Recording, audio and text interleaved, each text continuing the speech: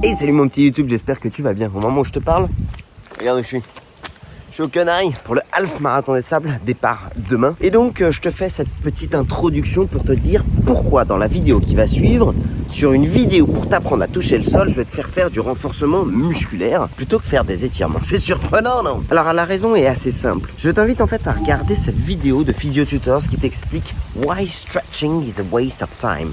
Pourquoi les étirements sont une perte de temps. Contrairement aux idées reçues, en fait, on se rend compte que les étirements ne permettent pas de gagner en amplitude de manière durable. Ils permettent juste temporairement de diminuer l'information neuromusculaire. En fait, les étirements permettent d'anesthésier temporairement ton cerveau et tes muscles à la sensation d'étirement. Plus tu t'étires, plus tu vas être capable d'aller loin. On est d'accord. Cependant, si tu ne répètes pas ces étirements régulièrement, eh bien tu repères immédiatement ce range of motion, cette amplitude de mouvement que tu as gagné. Et donc c'est pour ça que les recommandations pour être capable de gagner en amplitude de mouvement, range of motion, les Anglais appellent ça comme ça, ce serait de réaliser, d'après PhysioTutors, je te mets juste là le lien dans la description sur la vidéo bien sûr. Pour pouvoir gagner en amplitude, il faudrait réaliser des étirements 4 à 5 fois par semaine sur une échelle douloureuse qui serait aux alentours de 7 sur 10. Et ça, que je te dise pas de conneries, je crois que c'est entre 4 et 7 minutes par jour par groupe musculaire.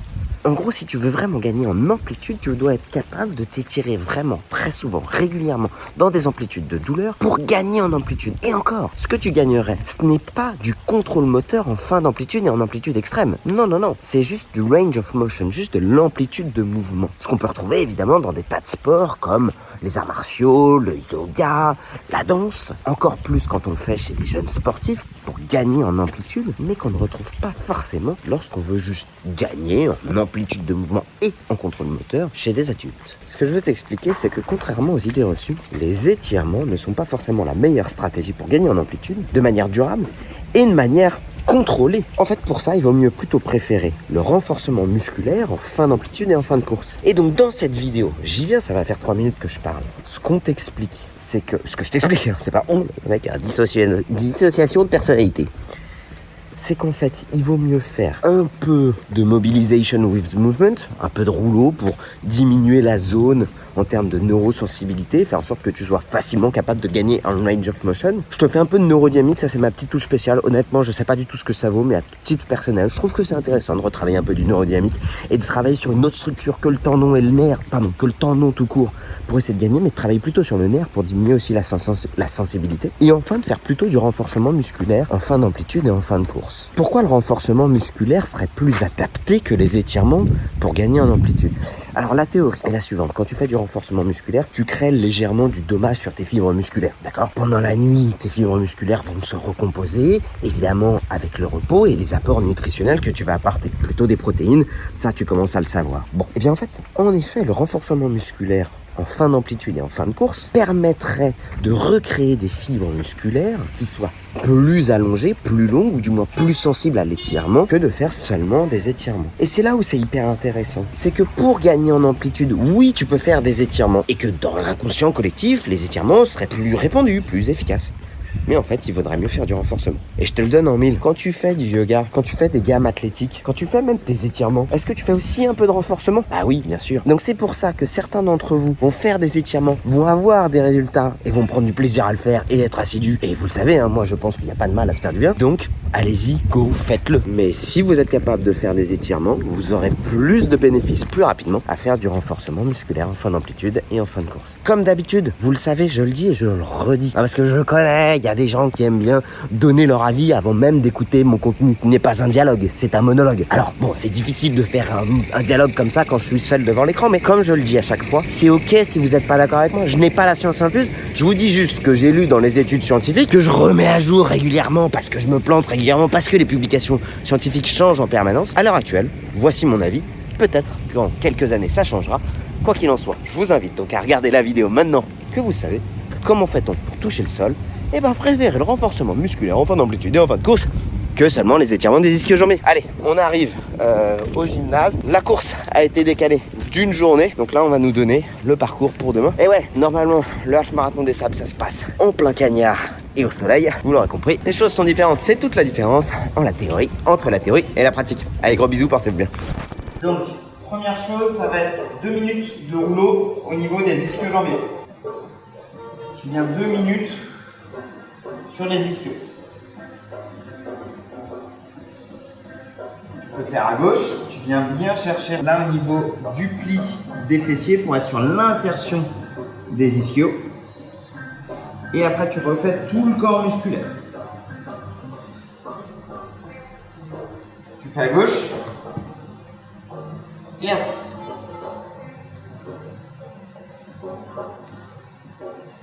Ensuite, tu vas faire la même chose au niveau des mollets. Et là, tu viens chercher tout le corps musculaire des mollets. Le pied relâché à gauche et à droite. Pour les mollets, tu peux même faire les deux en même temps. Ça va te faire bosser les triceps.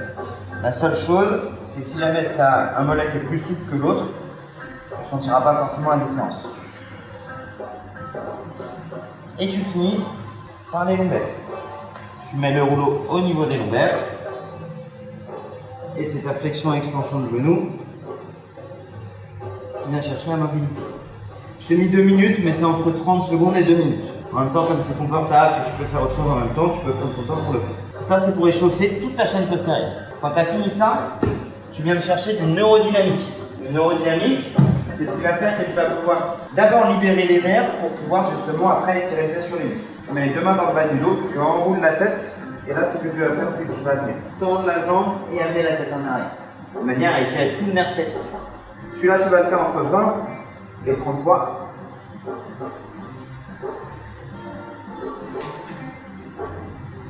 « 3 à 4 secondes d'exécution par mouvement. Côté gauche et côté droit. De manière à bien libérer le glissement de tes nerfs pour pas qu'il te limite quand tu vas mettre en tension tes muscles.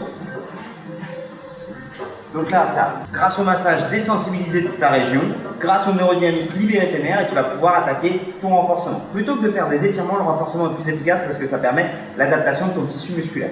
Donc tu vas attaquer par 10 single deadlift. Ce qu'on veut, c'est mettre du poids. Tu peux le faire soit avec de l'élastique, soit avec du poids. L'intérêt, c'est justement de pouvoir mettre de la contrainte pour créer une adaptation. Ton single deadlift, tu vas légèrement déverrouiller ton genou gauche. Et là, ce que tu vas faire, c'est venir te pencher en avant et revenir. Ma jambe droite permet de m'équilibrer. Et là, je vais venir mettre tout mon appui sur mon gros orteil. Je me penche en avant, je vais chercher loin, et je reviens. J'essaie de descendre sur 4 secondes, bien lent. 1, 2, 3, 4. Je reviens lentement.